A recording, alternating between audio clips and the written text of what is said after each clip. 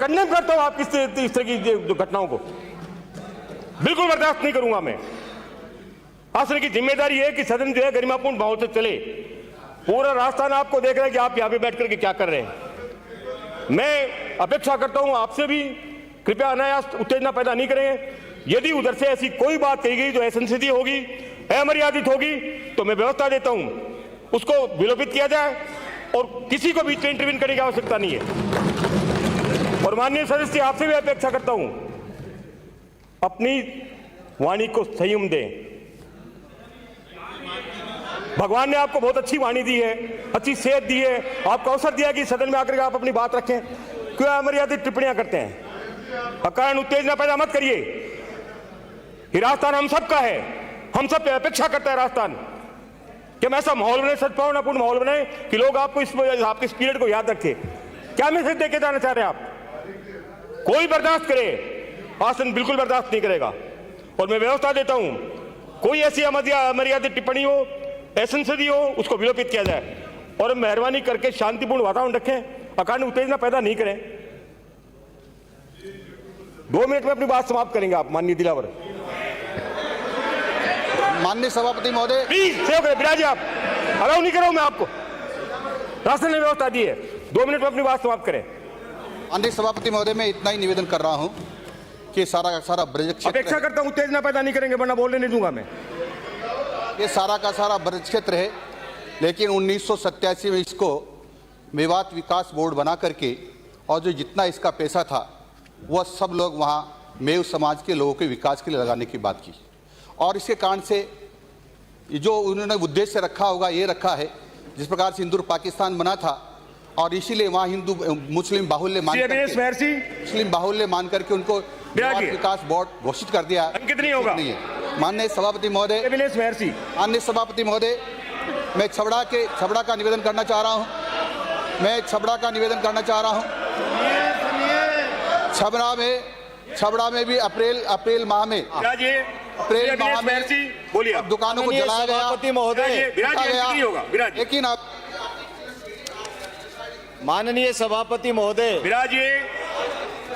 माननीय नेता प्रतिपक्ष, माननीय सभापति महोदय, मैं बोल रहा हूँ। विराजिए आप, विराजिए। अंकित नहीं हो रहा, विराजिए, विराजिए। कोई अंकित नहीं हो रहा, विराजिए आप, प्लीज सेव करें। श्री अभिनेश महर्षि। माननीय सभापति महोदय, अंकित नहीं हो रहा है, श्री अभिनेश महर्षि। मैं दूसरा नाम पुकारूं? माननीय सभापति महोदय, आप बोलिए, बोल रहे हैं, अंकित नहीं हो रहा। आपका बहुत बहुत धन्यवाद।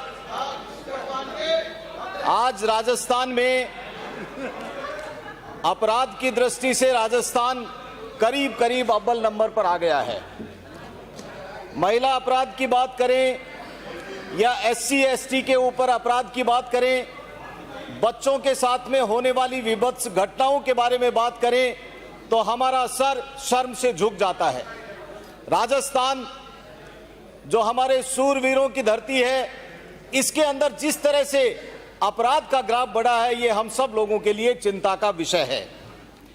मुझे आज का अखबार देख करके और भी ज्यादा शर्म महसूस हुई जब सत्ता पक्ष के विधायक। माननीय सदस्य, एक मिनट विराजिए आप, एक मिनट विराजिए।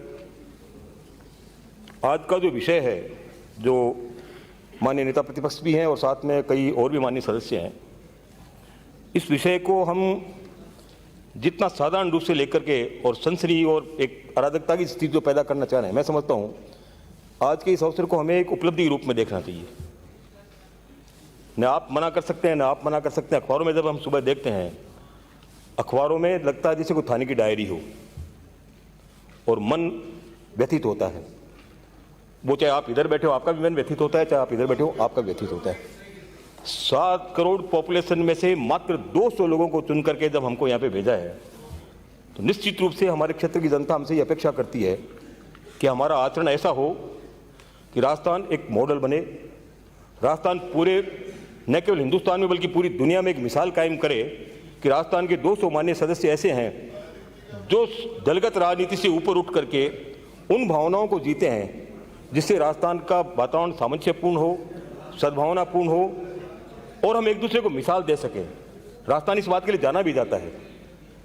मैं सौभाग्य से मुझे न केवल इस असेंबली में बैठने का अवसर मिला, मुझे कई बार के स्टेट में जाने का अवसर मिला।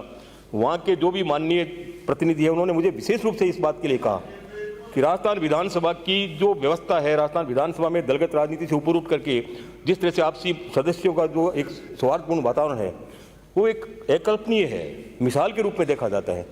हमें कायम रखना पड़ेगा उन बातों को। हमारे पूर्वजों ने जिनमें ऐसे ऐसे स्टालवार्ट्स हुए हैं, आपने भी देखा, आपने कई जो नए हैं उन्होंने आपने नहीं देखा होगा, लेकिन माननीय नेता प्रतिपक्ष राजेंद्र राठौड़ साहब तो यहाँ विराजे हुए हैं। भैरू सिंह जी का और हरिदेव जी जोशी का, सुखाड़िया जी का और भैरू सिंह जी का जिस तरह का एक आपसी सौहार्दपूर्ण वातावरण था, एक दूसरे के प्रति सदन में कटुता पैदा, लोगों को लगता कि बहुत कटुता है, लेकिन आपस में एक सौहार्दपूर्ण वातावरण था। आपने और हमने लड्डू भी बहुत खाए हैं। क्या हम उन परंपराओं को जी नहीं सकते?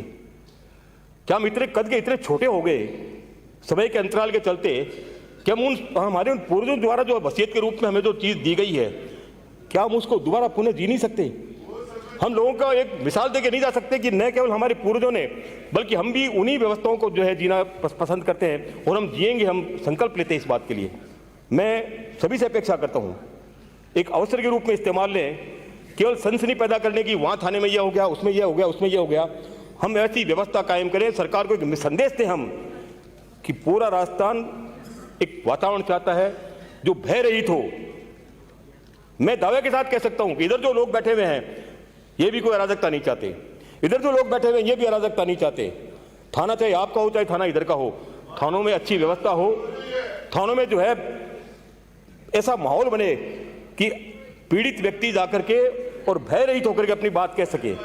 तो मैं अब अपेक्षा करता हूं कि इन सारी दलगत राजनीति से ऊपर उठ करके हम एक मैसेज दें आज राजस्थान को कि राजस्थान के 200 माननीय सदस्य ये चाहते हैं कि राजस्थान में अच्छी व्यवस्था हो और भय रहित वातावरण हो। मैं अपेक्षा करता हूं और उम्मीद करता हूं कि आप सभी अपेक्षा पे खरे उतरेंगे। धन्यवाद। धन्यवाद सभापति महोदय।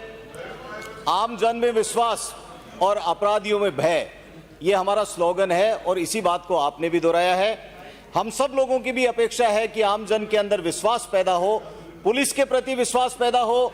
बाहर के राज्यों से भी राजस्थान के अंदर लोग बाग आते थे कि ये सुरक्षित राज्य हमारे हैं, लेकिन मुझे दुख के साथ में ये कहना पड़ रहा है कि जहां रिश्वत में असमत मांग ली जाए, पुलिस के अधिकारियों के द्वारा जहां विधायक की रिपोर्ट के ऊपर 1.5 महीने तक भी कोई कार्रवाई नहीं हो, जहां डीजीपी रहा हुआ सत्ता पक्ष का विधायक थाने के सामने पुलिस में मुकदमा दर्ज करवाने के लिए मजबूर हो जाए और वो धरना देने पड़े सत्ता पक्ष के विधायक और पूर्व डीजी जो 5 साल डीजी रहा, ये राजस्थान के अंदर हालात हैं। टेलीफोन टेपिंग पूरे देश के अंदर ये राजस्थान उदाहरण बन गया। टेलीफोन टेप किस तरह से करवा करके लोगों को डराने का काम कर रहा है और सत्ता पक्ष का विधायक सरकार के ऊपर आरोप लगा रहा है कि मेरे को हनी ट्रैप में फंसाने की पूरी कार्रवाई की जा रही है। ये किसके द्वारा की जा रही है?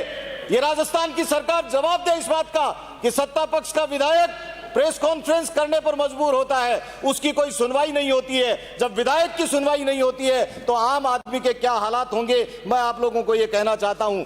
और पुलिस विभाग की तो कहना ही क्या है, पुलिस का एक अधिकारी सरेआम शर्मसार कर देता है इस राजस्थान को।